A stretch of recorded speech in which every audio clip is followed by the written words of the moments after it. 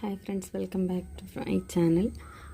ഇന്നിങ്ങനൊരു video ഇടുന്നതിന് കാരണം എന്താണെന്നോ, ഞാൻ തന്നെ ഇപ്പോൾ അസിസ്റ്റൻറ്റ് സെയിൽസ്മാൻ്റെ ഒരു ഇത് വന്നു, നമ്മൾ കൺഫർമേഷനൊക്കെ കൊടുത്തു. അപ്പോൾ ഞാൻ നോക്കുന്നു പലയിടത്തും നമ്മൾ ഏറ്റവും കൂടുതൽ സെർച്ച് നടത്തുന്നത് ഏത് ഒരു കീവേഡ് വെച്ചിട്ടാണ് നമ്മളിങ്ങനെ നോക്കുമല്ലോ. ഞാൻ കണ്ടത് ഈ 50 days time table, 20 days time table, 30 days time table, അങ്ങനെയുള്ള ഈ ടൈം ടേബിൾ അന്വേഷിച്ചാണ് സത്യത്തിൽ കുട്ടികൾ പഠിക്കുന്നേക്കാൾ കൂടുതൽ PSC ആസ്പിരൻസ് യൂട്യൂബ് സെർച്ച് ചെയ്യുന്നത്. ഞാൻ നോക്കുമ്പോൾ എല്ലാവരും കുറച്ച് പറയും, ഒന്നുകിൽ ഒരു 5 ദിവസത്തെ പറയും, അല്ലെങ്കിൽ ഈ നമ്മുടെ ഈ ഒരു ഇതുണ്ടല്ലോ, ഈ ഒരു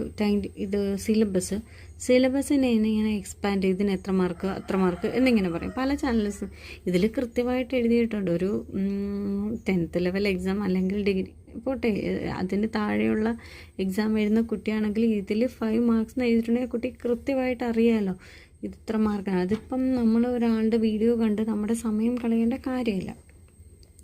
മേ ബി ഈ വ്യൂവേഴ്സ് എപ്പോഴും നമ്മളിപ്പോൾ നോക്കുന്നത് നമുക്ക് ആ ചാനലിൽ നിന്ന് എന്തെങ്കിലും കിട്ടും എന്ന പ്രതീക്ഷയില്ല. പക്ഷെ അവർക്കൊക്കെ വേറെ വെബ്സൈറ്റുകളുണ്ട് അല്ലെങ്കിൽ ആപ്പുകളുണ്ട്. അപ്പോൾ അതുവഴി പെയ്ഡ് വേർഷനിൽ അവർ വീഡിയോസ് കൊടുക്കുന്നുണ്ട്.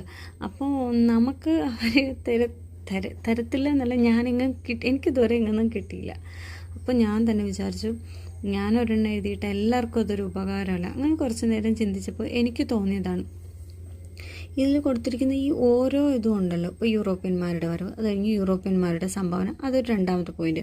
മാർത്താണ്ഡവർമ്മ മുതൽ ശ്രീചിത്ര തിരുനാൾ വരെ, അതൊരു 3ാമത്തെ പോയിൻറ്റ് എന്ന രീതിയിൽ ഞാനിവിടെ ഇത് ഇങ്ങനെ എഴുതി. കണ്ടോ, ഈ നമ്മുടെ ഈ ടൈം ടേബിൾ തന്നെയാണ് ഇങ്ങനെ ആക്കി. യൂറോപ്യന്മാരുടെ വരവ്, യൂറോപ്യന്മാരുടെ സംഭാവന, മാർത്താണ്ഡവർമ്മ മുതൽ ശ്രീചിത്ര തിരുനാൾ വരെ. അതായത് ഇതിൽ ഓരോ പോയിൻറ്റ്സും ഈ ഒരു ഇത് കൊടുത്തിട്ടുണ്ടല്ലോ, ഹൈഫൺ, അതനുസരിച്ച് ഞാനിതിനെ എല്ലാ പേജും മാറ്റി ഇട്ടു. കാണിച്ചു തരാം കേട്ടോ. അപ്പോൾ ഇത് മിക്സ് ചെയ്തായിരിക്കണം, ഒന്നും ഇങ്ങനെ സെപ്പറേറ്റ് ചെയ്തിട്ടില്ല. അത് കഴിഞ്ഞതേ ഇങ്ങനെ എല്ലാത്തിനും എന്നിട്ട് ഇങ്ങനെ നമ്പറും ചെയ്തു.